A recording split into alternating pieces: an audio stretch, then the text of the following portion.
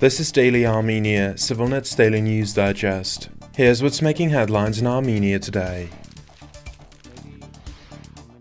Armenia's Prime Minister Nikol Pashinyan announced two new ministerial appointments today, naming Deputy Interior Minister Arpine Sargsyan as Armenia's new Interior Minister and Armavir Governor Davit Khudatyan as Minister of Territorial Administration and Infrastructure, following a major government shake-up that saw 6 high-ranking officials resign at his demand earlier on Monday. Sargsyan, who becomes the 4th female minister in the current cabinet, previously served as Deputy Minister of Justice before assuming the role of Deputy Interior Minister in January 2023. She's not a member of any political party. Khudatyan has served as the governor of Armavir, a province in southwestern Armenia, since January, following a 6-year tenure as mayor of the provincial capital and as member of the ruling Civil Contract Party. Both appointments fill vacancies created by the resignation of Interior Minister Armenia-Azerbaijan and Infrastructure Minister Sargsyan, who stepped down alongside 4 other high-ranking officials at Pashinyan's demand. This came after Pashinyan's harsh criticism of the country's law enforcement and judiciary during a government session last week, where he highlighted systemic failures in fighting economic crimes and addressing public safety concerns, noting that some corruption trials have dragged on for many years and that people in rural areas of Armenia continue to feel unsafe.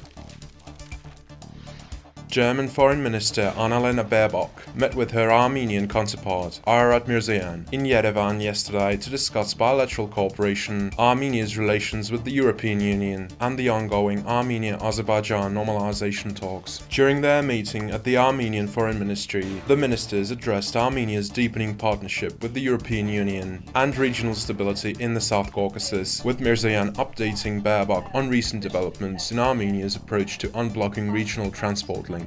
Earlier in February, Berlin hosted trilateral normalization talks involving the leaders of Armenia, Azerbaijan and Germany, as well as foreign ministers of the 3 nations. The country is also home to a significant Armenian diaspora community of approximately 100,000 people and recognized the Armenian genocide in 2016, making denial of the genocide a criminal offense.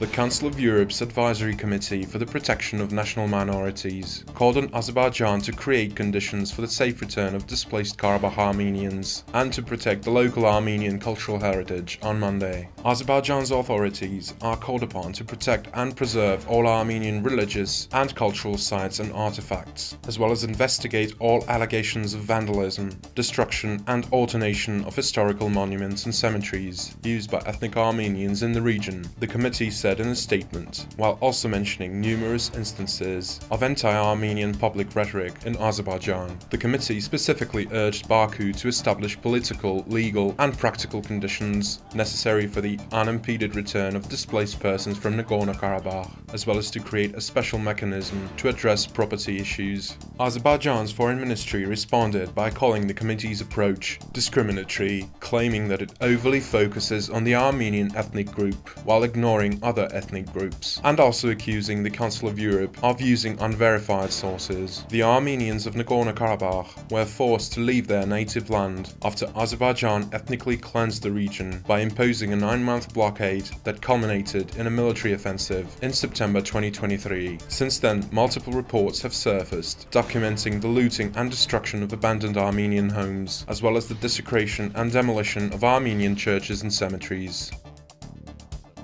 You can also watch our podcast with CivilNet's regular contributor, political analyst Eric Hakopian. Together with host Patrick Elliott, he examines the motivations between the recent ministerial purge, the broader patterns of turnover in Armenian politics, and what these upheavals signal about the country's precarious position. The discussion then pivots to exploring how Trump's presidency could impact Armenia's diplomatic and strategic interests. Follow the link in the video description below to watch the full podcast. And finally, the CivilNet number of the day is 1 million. This is because Yerevan City Council voted yesterday to award 1 million drams, or roughly $2,600, to each resident reaching their 100th birthday, starting from January. While it's easy to assume that such residents are extremely rare or non-existent in the capital, around 30 Yerevanians celebrate their centenary each year, as reported by the ruling Civil Contract Party representative Diana Karaban, who presented the initiative. And as always, please follow CivilNet for the latest news and independent reporting from our contributors on the ground here in Armenia.